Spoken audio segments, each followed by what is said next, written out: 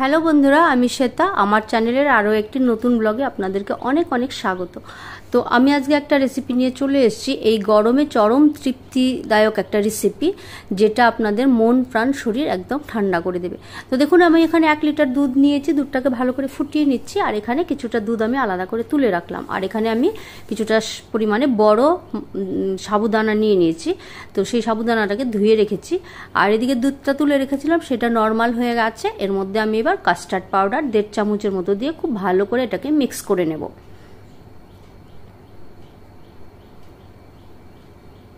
তো এটাকে ভালো করে মিক্স করে আমি রেখে দিলাম। আর এদিকে দেখুন, আমি জল চাপিয়ে দিয়েছি, সাবুদানাগুলোকে দিয়ে দেবো। খুব বেশি সময় সাবুদানা দেওয়া যাবে না, বড় সাবু এগুলো খুবই ভালো, অল্পতেই গলে যায়।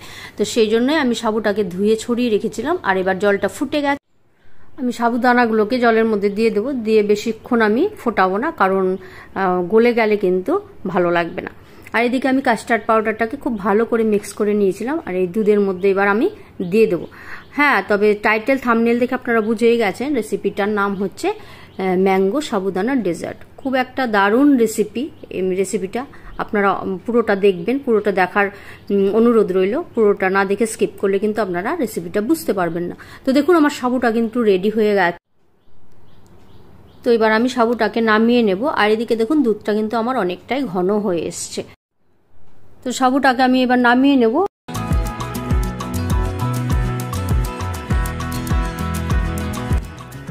তো সাবুটাকে দেখুন আমি নামিয়ে নিলাম।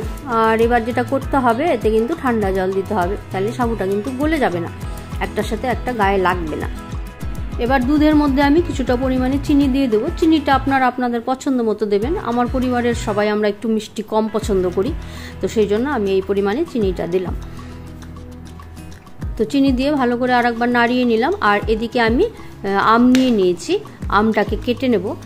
আমটাকে কেটে আমাকে আমের পাল্পটাকে বের করে নিতে হবে। তো আমটাকে দেখুন এইভাবে কেটে নেবেন, আপনাদের সুবিধা মতো আপনারা কাটবেন। তো এইভাবে কেটে নিলে দেখবেন সুবিধা হয়, আমটাকে খুব ভালোভাবে বের করে নেওয়া যায়।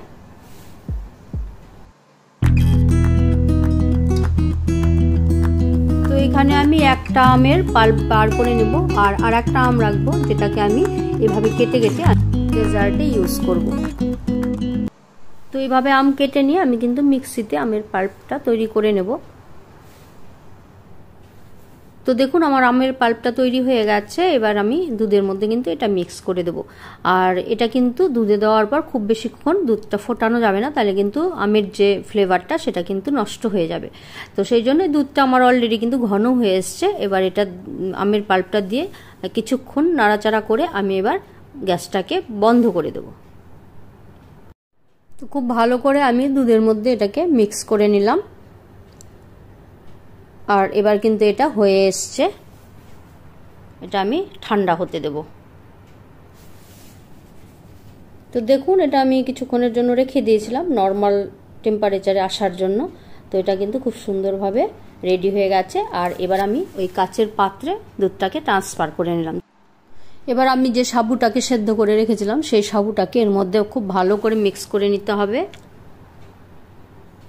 তো সাবুটাকে আমি খুব সুন্দর করে মিক্স করে নিয়েছি। আর এবার আমি কিছু আমন্ড নিয়েছি আর কাজু নিয়েছি, তো এইগুলোকে আমি কেটে নিলাম।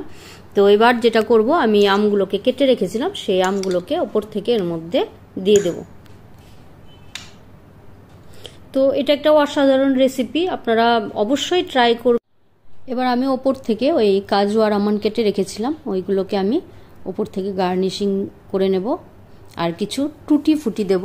তো এটা দেখতেও খুব অসাধারণ হবে। তবে আমি রিকোয়েস্ট করব, যারা এই রেসিপিটা একবারের জন্য ট্রাই করেনি, অবশ্যই ট্রাই করবেন।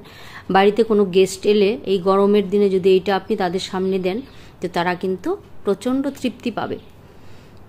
তো দেখুন, খুব সুন্দর লাগছে দেখতে টুটি ফুটিগুলো দেওয়াতে। তো আপনারা কিশমিশও এর মধ্যে দিতে পারেন, যত রকম ড্রাই ফ্রুটস ইচ্ছে হয় আপনারা কিন্তু অ্যাড করতে পারেন। খেজুরও দিতে পারেন, তারপর পেস্তা, যেটা পেস্তাও দিতে পারেন। তো কত সুন্দর লাগছে দেখুন এটাকে। এটা দেখতে যতটাই সুন্দর, খেতেও কিন্তু তার চেয়ে আরও বেশি ভালো। তো দেখুন কত সহজে আমি সাবুদানা ম্যাঙ্গো ডেজার্টটা কিন্তু রেডি করে ফেললাম। তো এটাকে আমি ফ্রিজে রেখে দেবো, 4-5 ঘন্টার জন্য ফ্রিজে রেখে দেবো। 2 ঘন্টা রাখলেই হয়ে যাবে। তবে আমি এটা রেখে দেবো, কালকে সকালে আমি আপনাদের এটাকে সার্ভ করে দেখাবো। তো দেখুন এটা নেক্সট দিন মর্নিংয়ে এটা কতটা সুন্দর, আমি পুরো ঠান্ডা একদম। তো এটা আমি আপনাদের পরিবেশন করে দেখাচ্ছি। আর এটা কিন্তু খুব হেলদি, ব্রেকফাস্টের জন্য কিন্তু এটা একটা পারফেক্ট রেসিপি। তো কেমন লাগলো রেসিপিটা অবশ্যই কমেন্ট করে জানাবেন। আর ভালো লাগলে আপনাদের ফ্যামিলি আর ফ্রেন্ডসদের সাথেও কিন্তু ভিডিওটা শেয়ার করবেন। যারা এখনও লাইক দেননি ভিডিওটা ভুলে গেছেন, তো অবশ্যই রিকোয়েস্ট করবো একটা লাইক দিয়ে দেখতে শুরু করবেন আর আপনার অমূল্য মতামত জানাবেন। আপনাদের এক একটা কমেন্ট আমাদেরকে অনেক উৎসাহিত করে নেক্সট ভিডিও বানানোর জন্য। তো আমি আগের দিন কিছু চিয়া সিড ভিজিয়ে রেখেছিলাম, তো চিয়া সিডও আমাদের জন্য শরীরের পক্ষে খুব ভালো। তো আমি চিয়া সিডগুলো উপর থেকে আমি দিয়ে দিলাম।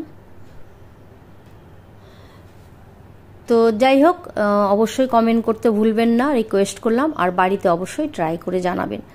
তো আজকের মতো এখানেই শেষ করছি। সবাই সুস্থ থাকবেন, ভালো থাকবেন। নেক্সট ভিডিও নিয়ে আসবো। সবাইকে অনেক অনেক আমার প্রাণ ভরা ভালোবাসা।